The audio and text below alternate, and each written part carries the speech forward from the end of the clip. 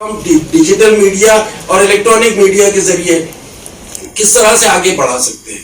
اس میں بہت ساری چیزیں ایسی ہیں جیسے ویب جرنلزم جو ہے یا موبائل جرنلزم جو ہے, یہ بہت آسان سے نسخے ہے. اگر ہم ایسے افراد تیار کریں جو صحافت کی باریکیوں کو سمجھ کر, اور صحافت کیوں کی جاتی ہے اور صحافت کیسے کی جاتی ہے اور صحافت کے ذریعے کیا حاصل کیا جانا چاہیے, اگر اس کی بہت اچھی تربیت ہم کر دیں تو کم وسائل کے ذریعے بھی آج کے دور میں صحافت کو جاری رکھا جا سکتا ہے. لیکن میں ایک بات پھر کہنا چاہیے, ایک بار یہ بات میں نے کلکتے میں جب ندیم صاحب نے یہ 200 سال کا جشن برپا کیا تھا تب بھی یہ بات کہی تھی کہ اردو صحافت زندہ اس وقت رہے گی جب اردو زندہ رہے گی. اور اردو زندہ رکھنے کے لیے ہمارے پاس میں دو طرح کے نقطہ نظر ہیں. ایک نظریے سے اگر ہم دیکھیں تو اردو ہم کو پلتی پھولتی ہوئی اور ہر جگہ نظر آتی ہے, لیکن دوسرے نقطہ نظر سے دیکھیں تو اردو جو ہے وہ پہلے جیسی تھی ویسے نہیں ہے. اس کا دائرہ محدود ہو رہا ہے, اس کے پڑھنے والے کم ہو رہے ہیں, اس کے سمجھنے والے کم ہو رہے ہیں, اس کے جاننے والے کم ہو رہے ہیں. یہ سارے مسائل ہیں. دونوں باتیں اپنی جگہ درست ہیں. اردو جو ہے وہ ختم نہیں ہو رہی ہے اور اردو ختم ہو رہی ہے, دونوں باتیں بیک وقت درست ہیں. ایسا بہت کم ہوتا ہے کہ متضاد چیزیں جو ہے وہ دونوں طرف سے برابر ہوں, لیکن موجودہ دور میں ایسا ہے کہ اگر مان لیجیے, یہ میں ہمیشہ کہتا ہوں کہ اس کی مثال اس مریض کی ہے جو جسے سیریس پیشنٹ کہا جاتا ہے. اگر اس کو شافی دوا دے دی گئی اور اس کو بہت اچھے ڈاکٹر میسر آ گیا تو یہ مریض جی اٹھے گا, اور اگر اسے یوں ہی چھوڑ دیا گیا تو یہ مریض جو ہے وہ جاملہ پہ یہ ختم ہو جائے گا. تو آج اردو کی حالت ایسی ہے. ہم تھوڑی سی توجہ کر لیں, فکر کر لیں, ہم اپنے آس پاس اردو کو پھیلانے کی کوشش کریں, ہم دوسروں کو تلقین کرنے کے بجائے اپنے گھروں میں اردو زندہ رکھیں. ہم اردو کے بجائے انگریزی کے اور ہندی کے جو الفاظ اپنی روزمرہ کی زبان میں استعمال کرنے لگے ہیں, اور کچھ نئی ٹیکنالوجی کی وجہ سے ہم مجبور ہو گئے ہیں کہ انگریزی کے الفاظ کو استعمال کریں, تو اس کے بجائے ہم اردو کا جہاں تک بھی ممکن ہو سکے ہم اس کو اپنے گھروں میں چلن دیں, اپنے محلوں میں چلن دیں, اپنے اداروں میں, اپنی تنظیموں میں اس کو رائج کریں, اور اس کے بعد جہاں جہاں بھی اردو پڑھائی جا رہی ہے وہاں پر اردو کی بہتر تدریس کے انتظامات کو ہم یقینی بنائیں. تو یہ کام آسان ہے, یہ مریض جی اٹھے گا. اس کا مطلب یہ نہیں کہ ہم انگریزی کے خلاف ہیں یا کسی بھی دوسری زبان کے خلاف ہیں. ہم نہ تو انگریزی کے خلاف ہیں نہ کسی دوسری زبان کے خلاف ہیں. ہم چاہتے ہیں کہ ہمارے بچے, ہماری نئی نسل اردو میں جتنی طاقت رکھتی ہے, جتنی قوت رکھتی ہے اور جتنی رکھ سکے گی, اتنی ہی طاقت وہ انگریزی زبان میں بھی حاصل کرے, اتنی ہی دسترس انگریزی پر بھی حاصل کرے. لیکن صاحب مسئلہ یہ ہے, ہم لوگ اکثر جو ہے وہ اردو زبان کے معاملات اور مسائل پر گفتگو کرتے ہیں اور اردو کے ختم ہونے یا زندہ رہنے پر گفتگو کرتے ہیں. اردو کا مستقبل تابناک کبھی کہتے ہیں اور کبھی کہتے ہیں کہ مایوس کن ہے, دونوں باتیں چلتی رہتی ہیں.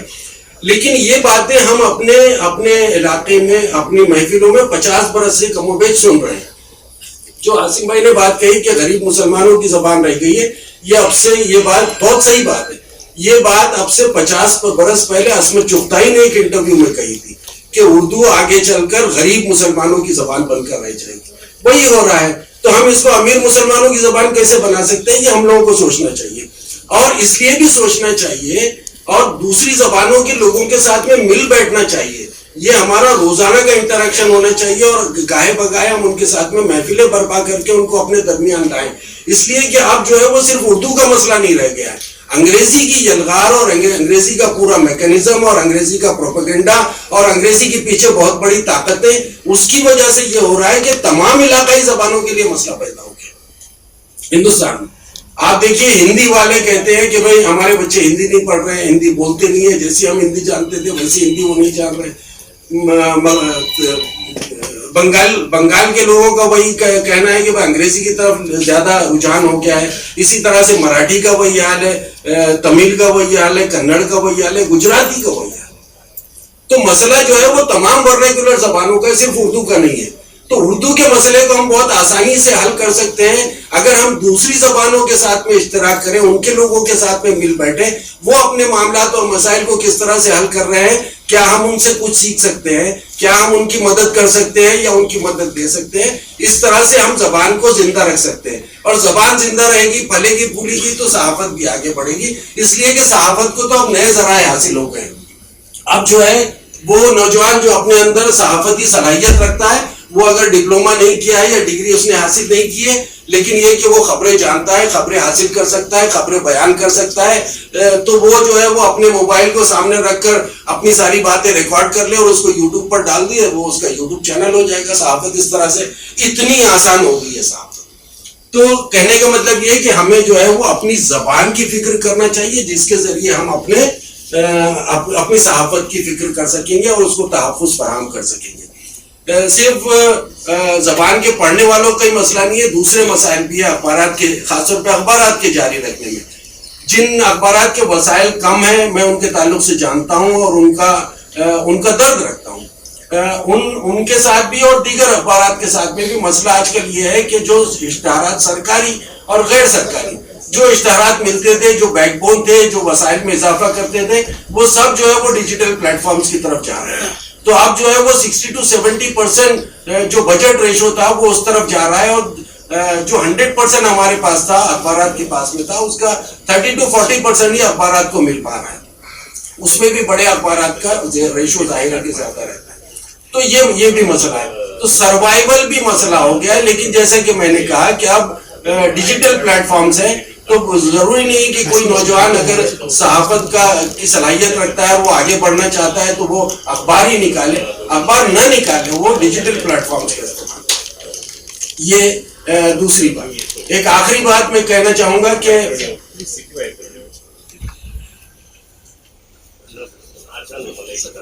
نسیم صدیقی صاحب کا بھی استقبال میں کر دوں،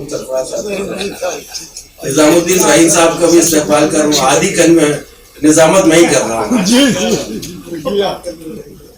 اس کے بعد آخر میں چند باتیں، کیونکہ ندیم الحق صاحب کو ہم سننا چاہیں گے اور ان کی فلائٹ کا بھی وقت ہو رہا ہے.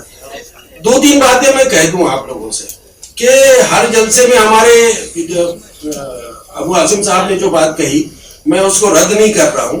بہت صحیح بات ہے کہ اردو کو روزی روٹی سے جوڑنا چاہیے، لیکن یہ باتیں جو ہے نا بہت پرانی ہو گئی ہے. بھائی آپ یہ مان کے چلیے کہ اردو زبان روزی روٹی سے نہیں جڑے گی نا، مان لیجیے نا. اگر بالفرض، ہاں وہ صحیح کہہ رہے ہیں آپ، اگر بالفرض جڑ جاتی ہے تو واہ کیا بات ہے، سبحان اللہ. لیکن آپ یہ سوچ کے چلیے کہ نہیں جڑے گی. آپ کیا کر سکتے ہیں یہ بتائیے، ایسی صورت میں آپ کیا کر سکتے ہیں بتائیے. دوسری بات یہ کہ اردو سب کی زبان ہے. میں نے بات کلکتے میں بھی کہی تھی، سب ہم لوگ کہتے ہیں کہ اردو سب کی زبان ہے، اردو سب کی زبان. ارے بھائی اردو سب کی زبان تھی، ہے نہیں. میں نے اس سیمینار میں یہ بھی کہا تھا کہ ہم سب کہتے ہیں کہ سارے اردو والے کہتے ہیں کہ اردو سب کی زبان ہے، اردو سب کی زبان ہے، اردو سب کی زبان ہے، لیکن سب نہیں کہہ رہے کہ اردو ہماری زبان ہے. تو یہ صورتحال ہے. آپ مان کے چلیے کہ اردو سب کی زبان نہیں ہے، آپ کو اپنی کوششوں کے ذریعے اسے دوبارہ سب کی زبان بنانا پڑے گا. کیا ہم اس کے لیے تیار ہیں؟ یہ دوسری بات. تیسری بات یہ کہ اردو کو دوسری سرکاری زبان، ہم نے اپنی بھرپور توانائی اس میں خرچ کی، ہم نے اپنے وسائل اس پر صرف کیے، ہم نے خوب نعرے لگائے، ہم نے بڑی جدوجہد کی. کیا ہو گیا؟ کچھ ہوا؟ دوسری سرکاری زبان بن گئی، دہلی میں بن گئی، یو پی میں بن گئی، مغربی بنگال میں بن گئی اور بہار میں بن گئی، ہے نا. تو یہ ان ریاستوں میں بن گئی. کیا ہو گیا؟ کیا وہاں پہ اردو کے چراغ ہر طرف جلنے لگے؟ کیا وہاں پر کچھ بہت بڑی تبدیلی رونما ہو گئی، غیر معمولی امکانات پیدا ہو گئے اردو کے تعلق سے؟ کچھ نہیں. اس کا مطلب یہ ہے کہ ہم نے دوسری سرکاری زبان کے تعلق سے جتنی بھی توانائی صرف کی تھی اس کا جو ہے وہ خاطر خواہ صلہ ہم لوگوں کو نہیں ملا. تو اس کا مطلب یہ ہے کہ کہیں نہ کہیں ہماری توانائی، ہماری صلاحیتیں، ہمارے نعرے لگانے کی طاقت جو ہے وہ ایسی سمتوں میں صرف ہو رہی ہے جہاں سے بہت کچھ حاصل نہیں ہو سکتا. تو بہت کچھ جہاں سے حاصل ہو سکتا ہے اس کی طرف ہماری توجہ مرکوز ہونا چاہیے کہ جہاں جہاں اردو ہے وہاں ہم ہیں. کم سے کم اتنا تو انشور کر سکتے ہیں ہم سب مل کر. کم سے کم اتنا تو ہم سوچ سکتے ہیں کہ بھائی ہم اپنی زبان سے، اگر میں آدھے گھنٹے تک بول رہا ہوں تو آدھے گھنٹے میں اگر میں 3000 الفاظ کا استعمال کر رہا ہوں تو 3000 میں اکا دکا بحالت مجبوری میری زبان سے انگریزی یا دیگر زبانوں کے الفاظ نکل جاتے ہیں تو ٹھیک ہے. لیکن یہ کہ میں زیادہ تر 95% الفاظ جو ہے وہ اپنی ہی زبان کہہ رہا ہوں. میں اپنی گھر میں بھائی میں جو ہے وہ شرٹ قمیض کو شرٹ بولنے لگا ہوں، میں قلم کو پین بولنے لگا ہوں, میں جو ہے وہ اپنے بیٹھنے کے کمرے کو ڈرائنگ روم کہنے لگا ہوں, میں اپنی خوابگاہ کو جو ہے بیڈ روم کہنے لگا ہوں, میں جو ہے وہ طلبہ کو اسٹوڈنٹ کہنے لگا ہوں. اس طرح سے کتنی ساری چیزیں آپ پوری فہرست بنا لیجئے. ہم جانتے ہیں وہ زبان, مطلب وہ ایسے الفاظ نہیں ہے جیسے تجاہل عارفانہ کہنا ہو تو سوچنا پڑتا ہے کہ میں جس شخص سے مخاطب ہوں اس کے سامنے تجاہل عارفانہ کہوں یا نہیں کہوں. لیکن قلم کہنے میں کوئی دقت نہیں ہے, قمیص کہنے میں کوئی دقت نہیں ہے نا, مدرسہ کہنے میں کوئی پریشانی نہیں ہو سکتی. تو ایسے سارے الفاظ جو ہے وہ ہم ترک کر رہے ہیں اور دیگر زبانوں کے الفاظ لوگ ان کو اچک رہے ہیں, ان کو حاصل کر رہے ہیں, ان کو برت رہے ہیں, حالانکہ بہت سارے الفاظ غلط برت رہے ہیں. تو اس پر بھی ہماری توجہ نہیں ہے. ہم میں سے کتنے لوگ ہیں جو کسی ٹی وی چینل کے اینکر سے رابطہ کرتے ہیں اور کہتے ہیں کہ بھائی یہ خلافت لفظ جو ہے وہ آپ بالکل غلط معنوں میں استعمال کر رہے ہیں. اس پر تو سب سے زیادہ سرفراز صاحب کو آبجیکشن لینا چاہیے, خلافت کمیٹی کی چیئرمین. تو یہ جو ہے دیکھیے, اردو زندہ رہے گی, اردو صحافت بھی زندہ رہے گی, 200 سال تک نہیں 2000 سال تک زندہ رہے گی, بشرطے کہ میں اردو کو زندہ میں ہر شخص یہ سوچے کہ میں کروں گا. ہم لوگ یہ سوچتے ہیں کہ ہم کریں گے, تو ہم کا مطلب یہ ہو گیا ہے کہ میں نہیں کر سکا تو مجھے امید ہے کہ سرفراز صاحب کریں گے, سرفراز صاحب نہیں کر سکے تو انہیں امید ہے کہ ندیم الحق صاحب کریں گے. تو everybody is responsible and nobody is responsible. سب ذمہ دار ہے, کوئی ذمہ دار نہیں. تو میں ایک ہی بات کہتا ہوں کہ بھائی اگر کچھ کرنا ہے, آپ کو ایسا لگتا ہے کہ بہت اچھا کام ہے, تو یہ سمجھ لیجئے کہ دنیا میں کوئی طاقت, کوئی فرد نہیں ہے جو یہ کام کر سکتا ہو سوائے میرے. میں کر سکتا ہوں. تو آپ بیٹھ کر یہ سوچیں گے کہ میں بھی کر سکتا ہوں, آپ سوچیں گے میں بھی کر سکتا ہوں. اس طرح سے ایک طاقت بن سکتی ہے اور ہم بہت آگے تک جا سکتے ہیں. میں اردو کے مستقبل سے مایوس نہیں ہوں. میں تو اپنے دیگر زبانوں کے ساتھیوں سے کہتا ہوں, صحافیوں سے, ادیبوں, شاعروں سے کہتا ہوں کہ بھائی آپ سب جو ہے وہ اپنی اپنی زبانوں کے تعلق سے فکر مند ہیں. اگر تمام زبانوں کو انگریزی کے مقابلے میں ختم ہو جانا ہے تو میری طرف سے یہ خوشخبری سن لیجئے کہ اردو سب سے آخر میں ختم. اور اس کی وجوہات ہے, اور بہت ساری وجوہات ہے, اور اس کا موقع نہیں ہے کہ میں ان تمام وجوہات پر بات کروں. لیکن یہ ہے کہ اردو تو رہے گی, اور ہم رہے نہ رہے, ہم جو ہے وہ اردو کے ساتھ رہے نہ رہے, ہم بھلے ہی انگریزی اور دیگر زبانیں بولنے لگ جائیں, دوسرے لوگ پیدا ہو جائیں گے جو اردو بولیں گے. اس کے شواہد بھی ہمارے سامنے, پھر موقع نہیں ہے میرے سامنے کہ ان کے شواہد پیش کروں. ایک مثال دیتا ہوں کہ بھائی ہم میں سے کسی اردو والے کو یہ توفیق نہیں ہوئی کہ وہ ریختہ جیسا ایک پورٹل قائم کر سکے. کسی اردو والے کو یہ توفیق نہیں. اور اگر مان لیجئے کہ ہمیں اس پر پشیمانی ہے, ہمیں اس پر جو ہے وہ کچھ احساس ہمارا پیدا ہوا ہے, ہماری غیرت جاگی ہے, تو دوسرا ایک بڑا کام ہمارے سامنے ہے کہ بھائی اسی طرح کا پورٹل جو ہے وہ شاعروں ادیبوں کا پورٹل ہے, آپ ایک صحافیوں کا پورٹل قائم کریں. آپ ایک صحافیوں کا پورٹل قائم کر دیں کہ ہریہر دت سے سلسلہ شروع ہو اور وہ اس ادنا شاہد لطیف تک پہنچے. اس میں جو ہے وہ ہزاروں صحافیوں کے آپ جو ہے وہ حالات زندگی اور ان کے کارائے نمایاں کو بہت آسانی سے جگہ دے سکتے ہیں. سوچئے کہ ہم یہ کر سکتے ہیں, سوچئے کہ ہم یہ نہیں کر سکتے. بہت بہت شکریہ.